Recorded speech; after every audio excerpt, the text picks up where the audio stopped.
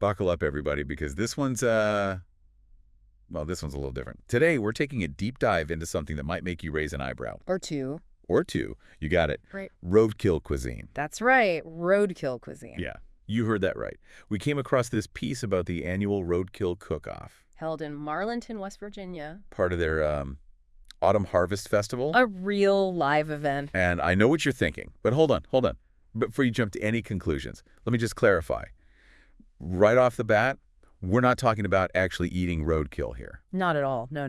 No, the meat used in this cook-off, it's all sourced safely. Legally. Ethically, all of that. Definitely. It's more about, well, we'll get into that. Right? Absolutely. So the fact that this festival, this cook-off, has been going strong since the early 1990s. Early 1990s, yeah. That says something, right? It's pretty remarkable. It's not just a passing fad. I mean, it's got to be tapping into something, you know? Yeah. I think it speaks to a certain resourcefulness, a connection to, to nature. Especially in a place like Appalachia. Exactly. Appalachia has a rich history of hunting and, making the most of what you have, right, using every part of the animal. Nose to tail, as they say. Nose to tail, absolutely. And, I mean, some of the dishes, the names alone. There's something else. Squirrel gravy over biscuits. I've heard of that one.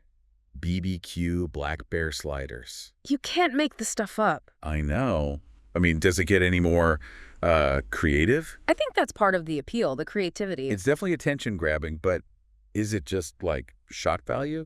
Or is there something more to it? There's definitely a deeper layer here. It's not just about weird food for the sake of weird food. I mean, turning these, shall we say, unconventional ingredients. Unconventional, yeah. Into actual gourmet meals. Right. That takes real skill, real culinary expertise. Okay, so you're saying it's not just like throwing some roadkill in a pot and calling it a day. Mm-hmm. Not quite, no. These are chefs. Chefs, absolutely. And I think it speaks to that same resourcefulness we were talking about, that Appalachian tradition of adapting. Taking what you have and making something. Wonderful out of it. Wonderful out of it. Okay, you know what? You're making me rethink this whole thing. Like that squirrel gravy. Go on. Now, instead of picturing, roadkill. I'm picturing like tender squirrel meat, slow cooked in a rich, savory gravy, and over some fluffy biscuits.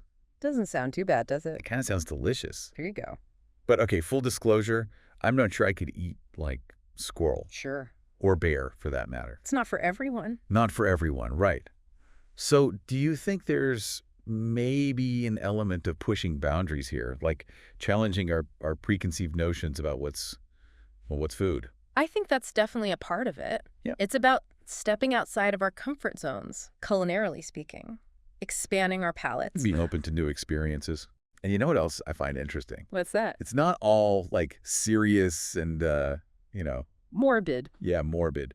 The festival, it's got this fun, family-friendly atmosphere. Oh, yeah. They've got live music, crafts. They even have a liar's contest. The liar's contest? That's a classic. I mean, come on. That's hilarious. It's all in good fun. Exactly. And I think that's important, right? It makes the whole thing more approachable. Less intimidating.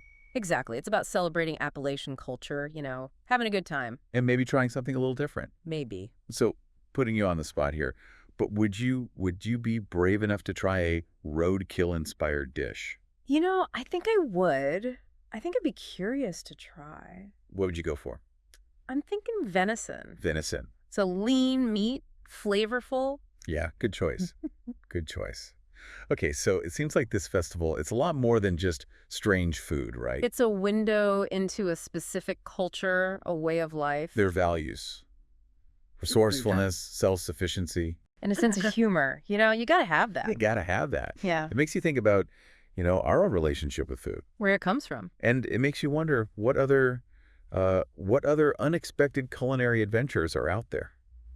That's the question, isn't it? That's the question.